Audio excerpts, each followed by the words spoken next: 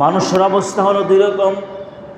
একটা হলো সম্মানজনক অবস্থা, স্টেট অফ অনার, সম্মানজনক অবস্থা। আর একটা হলো অসম্মানজনক অবস্থা, স্টেট অফ হিউমিলেশন, অসম্মানজনক অবস্থান। আমরা যারা এখানে আছি, আমরা তো কেউ চাই না অসম্মানজনকভাবে জীবন কাটাইতে, ঠিক কি না? কেউ কি চাই? কেউ চাই না। আমরা সবাই চাই সম্মানজনক অবস্থা জীবন কাটাইতে। আর এই সম্মানজনক অবস্থা কাদের আমরা জানতে পারলাম। আমরা আল্লাহকে বলবো, আল্লাহ সম্মানজনক অবস্থা কাদের? আল্লাহ নিজে জবাব দিয়েছেন, ওয়ালিল্লাহিল ইজ্জাত। ইজ্জাত হলো ওয়ালিল্লাহিল ইজ্জাতু লিল্লাহি ওয়া রাসূলি। ইজ্জত সম্মান হলো আল্লাহ এবং আল্লাহর রাসূলের এবং মুমিনদের। ওয়ালিল মুমিনিন, কাদের? মুমিনদের। সুতরাং প্রিয় ভাইয়েরা, ইজ্জত সম্মান নিয়ে দুনিয়াতে বসবাস করতে চাইলে, পরকালে সম্মান নিয়ে থাকতে চাইলে আমাদের কি হতে হবে? মুমিন হতে হবে। এই মুমিনের যে কোয়ালিটিগুলো, মুমিন নামে বললাম, নামে মুমিন, কিন্তু কাজে তার ইসলামের কোনো বিধিবিধান সে অনুসরণ করে না। সে বরং ইসলামের বিরুদ্ধে চলে, কোরআনের বিরুদ্ধে চলে, ইকামত দ্বীনের বিরোধিতা করে, তাহলে তার নাম হয়তো মুমিন হতে পারে, মানুষও তাকে মুসলিম ডাকতে পারে, কিন্তু আল্লাহর কাছে তার কোনো ইজ্জত সম্মান নেই, তার কোনো মর্যাদা নাই। মর্যাদা পেতে হলে মুমিন হতে হবে। দুই নম্বর হলো অসম্মানজনক অবস্থা, হিউম্যানিটি, অর্থাৎ অসম্মানজনক অবস্থা। সেটা কি? দরিবাত আলাইহিমুজ যিল্লাতু ওয়াল মাসকানাতু ওয়া বাউ গাদাবুম মিনাল্লাহ। দরিবাত আলাইহিমুজ যিল্লাতু ওয়াল মাসকানা, তাদের উপরে জিল্লত চাপিয়ে দেওয়া হয়েছে, অসম্মান, জিল্লতি, মাসকানা, তাদের উপরে আল্লাহ চাপিয়ে দিয়েছে দুর্ভিক্ষ এবং বিভিন্ন কষ্ট কাঠিন্য চাপিয়ে দিয়েছে। তাহলে বোঝা গেল, যদি আমি সম্মানজনক অবস্থা বুঝতে না পারি, আমার উপর আল্লাহ জিল্লতি, লাঞ্ছনা, লাঞ্ছনা, দুর্ভোগ। প্রিয় ভাইয়েরা, এর থেকে আমরা একটা এই বিষয়ে স্পষ্ট হয়ে গেলাম, মুমিন হতে না পারলে আমার জীবন ব্যর্থ। কথা বলেন ঠিক কি না?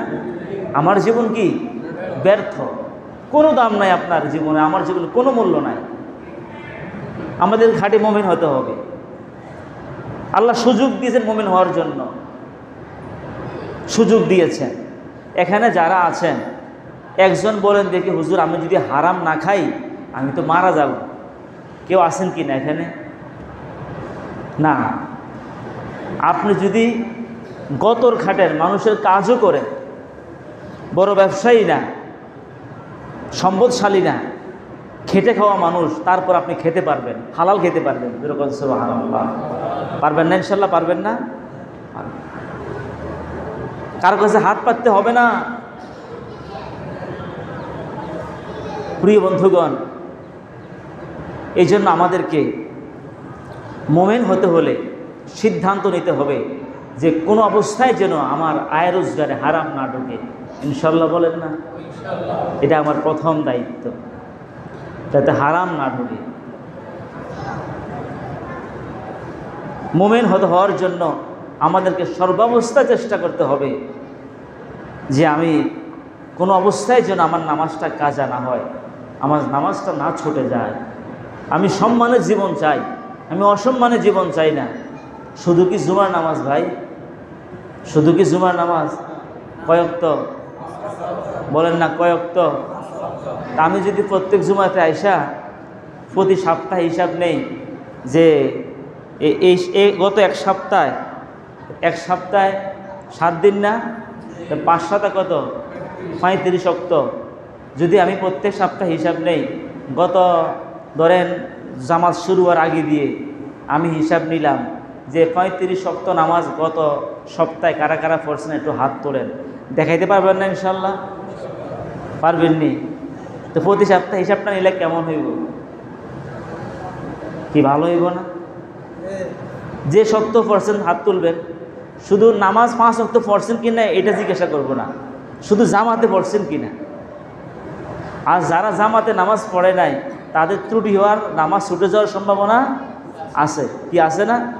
মনে রাখবে, যে লোকটা জামাতের সাথে নামাজ পড়ার টার্গেট থাকে তার নামাজ ছুটে যাওয়ার সম্ভাবনা থাকে না। আর যখন জামাতের গুরুত্ব না থাকে, স্বাভাবিক নামাজ ছুটে যাবে। আসরের সময় চলে গেছে, পরে মনে হবে মাগরিবের সময়, ঠিক আছে? এশারের সময় মাগরিবের পরে কাজকর্ম করতেছে, তো জামাতে যাওয়ার ইচ্ছা নাই।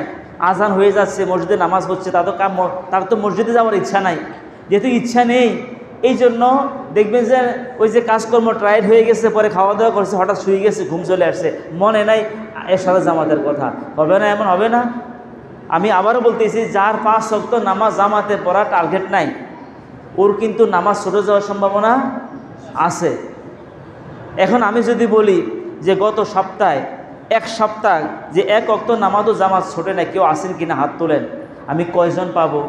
হয়তো আমি এখন হাত তুলে লজ্জা দিচ্ছি না, কিন্তু আমার তো কর্তব্য আছে যে প্রত্যেক জুমার দিন আমি আসি নামাজের আগে দিয়ে গত সপ্তাহ কারা কারা 5 ওয়াক্ত নামাজ জামাতে পড়ছেন, 35 ওয়াক্ত নামাজ, কয়জন হাত তুলতে পারবেন? আশা করি আপনার চেষ্টা করলে পারবেন না? পারবেন কি না? তাহলে গত সপ্তাহ কারা কারা পড়ছেন, এভাবে যদি প্রত্যেক জুমার দিন এসে আমি একটা হিসাব নেই, তাহলে নামাজের সংখ্যা বাড়বে না কমবে? বাড়বে। এই হিসাবটাকে নেওয়া যায় কি না বলেন দেখি আপনারা? নাকি আমার অন্যায় হবে? কথা কর না, অন্যায় হবে? কারণ আল্লাহ এতে বলছেন তোমরা তোমাদের হিসাব ঠিক করে রাখো। এ করা কিতাব আঁকা, আল্লাহ বলবেন তোমার কিতাবটা পড়ো, তুমি তোমার আমলনামা পড়ো। তো দুনিয়াতে আপনারা বলবেন যে আমি হুজুর গত সপ্তাহে আমার 35 ওয়াক্ত নামাজ জামাতে হয়েছে, আলহামদুলিল্লাহ। আল্লাহ তাআলা যেন আমাদেরকে এমন আমল করার তৌফিক দান করে যাতে আমরা হিসাব দিতে পারি, তাহলে পরকালও কি দিতে পারবো? হিসাব দিতে পারবো। এই জন্য দুনিয়াতেই আমাকে হিসাব দেওয়ার প্রস্তুত থাকতে হবে। বুঝাচ্ছে কি না? তা আমরা দেখি, চেষ্টা করব, আপনারা প্রস্তুতি নিয়ে আসেন। আমি জুমার দিন এসে আলোচনা শেষ পর্যায়ে যে কারা কারা গত সপ্তাহে 5 ওয়াক্ত নামাজ পড়ছেন একটু হাত তুলে দেখান। তো 5 ওয়াক্ত মানে 35 ওয়াক্ত নামাজ কারা কারা জামাতে পড়ছেন? দেখা যায় হাত তুললো, বললাম যে দেখা যায় অনেকে হাত তুলবে, বললাম যে 4 ওয়াক্ত মানে 35 ওয়াক্তের মধ্যে কয় ওয়াক্ত বাদ গেছে? 1 ওয়াক্ত। 34 ওয়াক্ত কারা পড়ছেন? 30 ওয়াক্ত কারা পড়ছেন? তো এটা তো মনে রাখা সহজ। আমি যদি প্রতিদিন 5 ওয়াক্ত নামাজ জামাতে পড়ি, আমার হিসাব সহজ হয়ে যাবে। আলহামদুলিল্লাহ, আমরা এমনও পাই যখন আমাদের সামনে বিভিন্ন সময় রিপোর্ট পেশ করা হয় যে এক মাস শেষে জামাতের সাথে নামাজ পড়ছে, 1 ওয়াক্ত নামাজ জামাত দিন পড়ে নেই। আলহামদুলিল্লাহ বলেন না? সুতরাং আমরা এটাই বুঝতে পারি যে 5 ওয়াক্ত নামাজ জামাতের সাথে পড়ে তার নামাজ ছুটে যাওয়ার সম্ভাবনা থাকে না। আর যারা জামাতে নামাজ পড়ে না, যত বড় হুজুর হোক, যত বড় ফরেজগার দেখাক না কেন, যদি সে জামাতে নামাজ না পড়ে, তাহলে কোনো না কোনোভাবে তার নামাজ কী হয়ে যায়? ছুটে যায়। ভুলে সে শুয়ে গেছে, এশার নামাজ পড়ে নাই, ওই তো জামাতের গুরুত্ব নাই। আর যখন টার্গেট থাকে যে আমি আগে জামাতে নামাজ পড়বো, তখন যতই ব্যস্ততা হোক, খাওয়া দাওয়া যাই হোক, বলে ভাই এখন তো খাওয়ার সময়, ঠিক আছে আমরা পরে খাবো, নামাজটা পড়ে আসি, ঠিকই না? এই জন্য প্রিয় ভাইরা, আমরা চেষ্টা করব, আমরা আগামী জুমা থেকে যদি আমরা সুযোগ, আপনারা মতামত দেন, অন্তত প্রত্যেক সপ্তাহ আমি এসে একটু বলবো যে কারা কারা 5 ওয়াক্ত নামাজ গত সপ্তাহ 5 ওয়াক্ত নামাজ জামাতে পড়ছেন, 35 ওয়াক্ত নামাজ জামাতে পড়ছেন। আপনি বলে যদি আমি পড়েছি, এর থেকে আপনার সম্মান বাড়বে না কমবে? আল্লাহ কাছে বাড়বে না? বলে দুনিয়াতে আমি অন্যকে দেখাইলে লাভ না, দুনিয়াতে অন্যকে দেখাইবেন না, আপনার হিসাবটা আপনি দুনিয়াতে পেশ করতে পারছেন, মানে পরকালেও পারবেন, ঠিকই না? আর যে দুনিয়াতে পারে না, সে পরকালেও পারবে না। কারা কারা চেষ্টা করবেন আগামী জুমাতে আসতে আগামী জুমাতে অথবা যে কোনো জুমাতে যদি আমি প্রশ্ন করি যে হুজুর আমি 5 ওয়াক্ত নামাজ হিসাব দিতে পারবো, অন্তত 35 ওয়াক্ত নামাজ জামাতে পড়বো প্রতি সপ্তাহ, ইনশাল্লাহ বলে হাত তুলে দেখান দেখি। ইনশাল্লাহ হাত তুলে দেখান না? পারবেন না? আমার তো বিশ্বাস আপনারা পারবেন। হাত নামান। পারবেন না? অবশ্যই পারবেন। আপনিও পারবেন, সবাই পারবে। টার্গেট থাকতে হলো। হ্যাঁ, যদি এমন হয় কোনো কারণে জামাতটা ছুটে গেছে, হতে পারে না? কোনো কারণে জামাতটা ছুটে গেছে, আপনার দেখলেন যে আরও 2-1 আছে কিনা, ওনাকে নিয়ে জামাতটা করে ফেলি। এর মধ্যে ইমামতি করবে কে? যে ভালো পারে সে ইমামতি করবে। কারণ নামাজ এমন এক ইবাদত, এটা জামাত ছাড়া পড়া ঠিক না, জামাতের সাথে পড়তে হবে। এই জন্য প্রিয় ভাইয়েরা, আমরা চেষ্টা করব 5 ওয়াক্ত নামাজ জামাতে পড়তে, ইনশাআল্লাহ বলেন। মোমেন হওয়ার জন্য হালাল খেতে হবে, 5 ওয়াক্ত নামাজ জামাতে পড়তে হবে, সম্পদের মালিক হলে জাকাত দেওয়া লাগবে, নিজের লজ্জাস্থানকে হেফাজত করতে হবে, চরিত্রকে হেফাজত করতে হবে। প্রিয় ভাইয়েরা, তারপরে আপনাকে আপনার এই জীবনের চলতে গিয়ে কোরআন সুন্নাহকে অনুসরণ বাদ দিয়ে মানুষের তৈরি করে আইন অনুসরণ করা যাবে না। মুমিন হতে হলে আল্লাহর দ্বীনের পক্ষে থাকতে হবে। তাহলে মুমিন হওয়া ছাড়া নিজেকে সম্মানিত করা যাবে না। আমি একবারে বলতেছি, মানুষের কয়টা অবস্থা? এবার বলেন কয়টা অবস্থা? 2টি অবস্থা। কয়টা অবস্থা বলছি? 2টা অবস্থা। একটা হলো সম্মানজনক অবস্থা, স্ট্রেট অনার সম্মানজনক অবস্থা, একটা অসম্মানজনক অবস্থা। সুতরাং আমরা অসম্মানজনক অবস্থা চাই না, আমরা সম্মানজনক অবস্থা চাই। সম্মানজনক অবস্থার জন্য কোরআন হাদিস অনুসরণ করা ছাড়া কোনো বিকল্প পথ নেই। আমার বন্ধুগণ, এবার আসেন, আমি যে শিরোনাম পেশ করেছি, আযাবুল্লাহ, পানিশমেন্ট অফ আল্লাহ তাআলা, আল্লাহর আযাব। প্রিয় বন্ধুগণ, আল্লাহর আযাব, আল্লাহর শাস্তি প্রযোজ্য হয় 2 ধরনের লোকের উপরে। বলেন কয় ধরনের লোক? নাম্বার 1 হলো যারা কাফের কুফফার। কাফের কুফফার বলতে মুনাফিকতার অন্তর্ভুক্ত। সুতরাং ইসলামের মধ্যে পথ কয়টা? 2টা, মানে অর্থাৎ পথ 2টা। একটা হলো মানে যেটা কুফরি, আরেকটা হলো ইমানের পথ। এই কয়টা পথ? 2টা পথ। যদি আপনি ইমানের পথে না থেকে কুফরের পথে চলে যান, তাহলে আপনি তো শাস্তি অনিবার্য শাস্তি,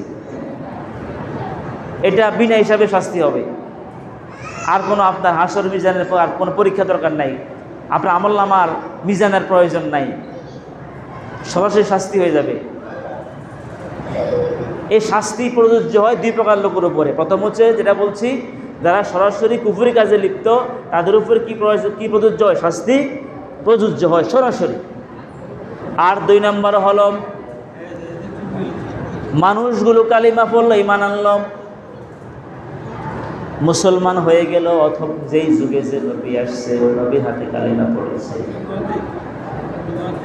বর্তমানে কোরআন আছে, আল্লাহর হাবিবের রাসূল কারীম সাল্লাল্লাহু আলাইহি সাল্লাম আল্লাহর থেকে যে বিধান এনেছেন, সেই বিধান কিয়ামত পর্যন্ত বিদ্যমান থাকবে। একটা লোক সে মুসলমান হয়ে গেল, কালিমা পড়ল, দিন গ্রহণ করল। দিন গ্রহণ করার পরে যদি সে আবার ইসলামের গর্হিত কাজ করে, কোরআন সুন্নাহর বাইরে চলে, নামাজ রোজার পাবন্দি হইল না, হালাল উপার্জন করলো না, মনে যা চায় তাই করলো, অথচ লোকটা কি মুসলমান? বলেন না, লোকটা কি মুসলমান, কিন্তু মনে যা চায় তাই করলো, কুপ্রবৃত্তি, মনের খায়সা কুপ্রবৃত্তি অনুযায়ী চললো, যা ইচ্ছা তাই করলো, তখন ওই লোকটার উপরে কী হবে? শাস্তি প্রয়োগ হবে। সুতরাং এই শাস্তি প্রয়োগ হয় কয় প্রকার লোকের উপরে? 2 প্রকার। যারা সরাসরি কুফফার অন্তর্ভুক্ত, ইসলাম গ্রহণ করে নাই। 2 নম্বর হচ্ছে ইসলাম গ্রহণ করেছে, কিন্তু ইসলাম গ্রহণ করার পরে সে মনে যা চায় তাই করলো, কোরআন সুন্নাহ অনুসরণ করলো না, তার উপরে শাস্তি প্রযোজ্য হবে।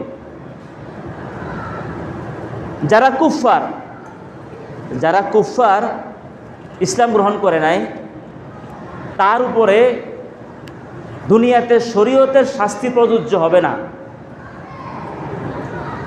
শরীয়তের হুকুম প্রযোজ্য হবে না। কিন্তু কুফরি কাজ যারা কুফফার, সে যদি কোনো একটা মুসলিম রাষ্ট্রে, ইসলামী রাষ্ট্রে চলতে যায়, তখন তার উপরে শাস্তি আসবে, কিন্তু মুসলমানের ক্ষেত্রে শাস্তিটা হবে আরও কঠিন শাস্তি। এমনি ইসলাম গ্রহণ করছে, ইসলাম গ্রহণ করার পরে কেউ যদি ইসলাম ছেড়ে দেয়, তাকে কি বলা হয় জানেন? তারে বলা হয় মুরতাদ। কি বলা হয়? মুরতাদ। আর মুরতাদের শাস্তি কি? যদি ইসলামী হুকমত, ইসলামী ল বাস্তবায়ন থাকে, মুরতাদের শাস্তি কিন্তু মৃত্যুদণ্ড। আপনি ইসলাম গ্রহণ করেন নাই, আপনি কাফের, অমুসলিম, শাস্তি আপনার জন্য নির্ধারিত আছে পরকালে। দুনিয়াতেও ইসলাম রাষ্ট্র চলতে গেলে আপনাকে নিয়ম নীতি মেনে চলতে হবে, রাষ্ট্রীয় কিছু নিয়ম থাকবে।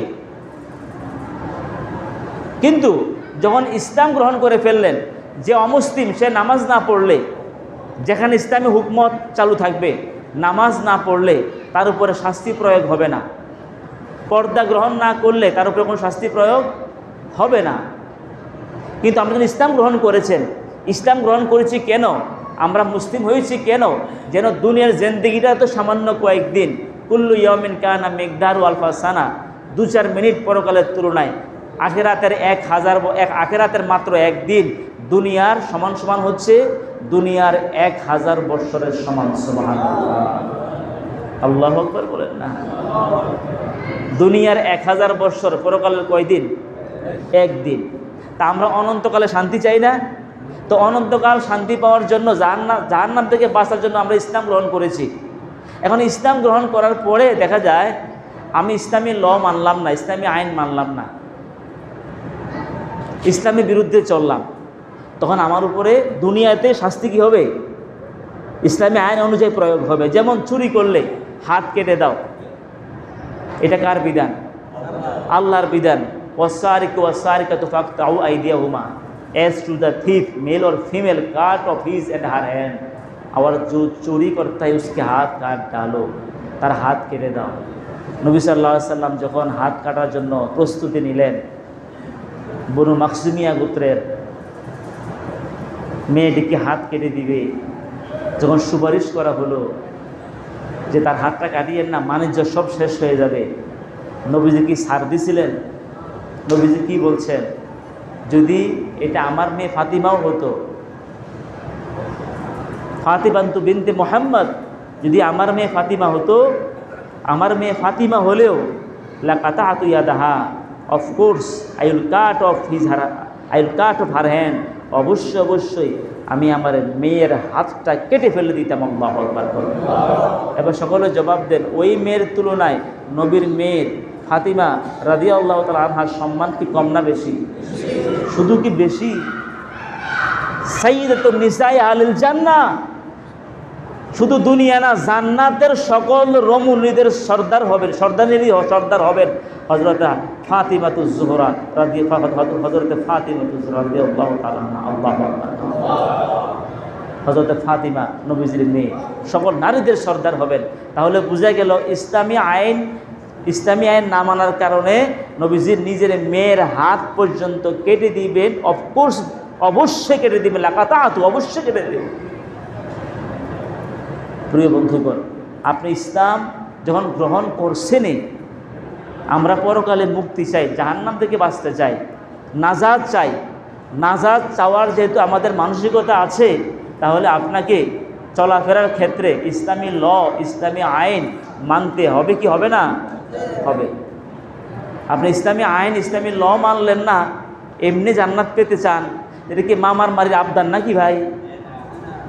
জান্নাত এমনি পেয়ে যাব, সুখের হেফাজত করলাম না, লজ্জাস্থানের হেফাজত করলাম না, অশ্লীলতা, বেহায়া বা নির্লজ্জ কাজে লিপ্ত হয়ে গেলাম, হালাল হারাম তমিজ করলাম না, যা ইচ্ছা টাকা পয়সা হইলেই হয়েছে কুড়িয়ে নিয়ে গেলাম, হালাল না হারামের দিকে তাকাইলাম না,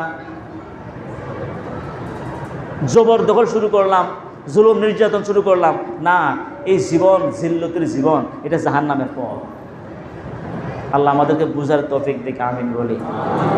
আমরা আল্লাহর আযাবটা কি ধরনের, আযাব কি আল্লাহর যে আল্লাহ পানিশমেন্ট অফ আল্লাহ তাআলা, আযাবুল্লাহ, আল্লাহর আযাব, এই নিয়ে আমরা সামনের দিকে জুমাগুলোতে কথা বলবো ধারাবাহিকভাবে, যতদিন সুযোগ হয় ইনশাআল্লাহ, বলেন না।